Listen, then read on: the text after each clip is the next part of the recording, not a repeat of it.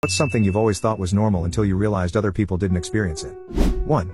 I used to think everyone replayed conversations in their heads and analyzed every word they said, but then I found out most people just move on without giving it a second thought. 2. When I was a kid, I'd walk to school. When it was cold, I'd come home and my mom would ask, "Why are you wheezing?" I'd shrug because I thought it was just what happened to people when it was cold. Found out several years later that I had exercise-induced asthma, and cold weather was my main trigger. 3. It took me a while to put together that most people notice that they're hungry before it starts to hurt. 4. Not trusting your parents and being very careful not to share any details of your personal life because they'll use it against you. I thought everyone did it. 5. I thought everyone could make their eyes vibrate at will. 6. I used to think getting random deja vu moments was totally normal for everyone, but then I found out some people never really experience it. It felt so common to me, I was surprised. 7. I used to think everyone had a vivid inner monologue narrating their day, but then I found out some people don't have one at all.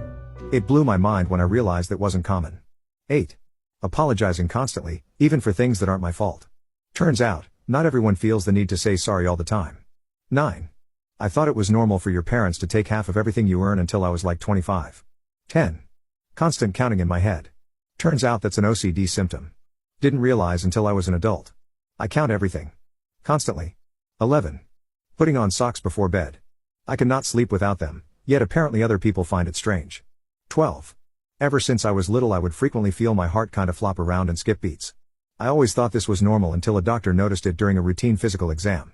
He asked if I was nervous about being at the doctor and I told him my heart always does that. Turns out I just have a lot of premature ventricular contractions.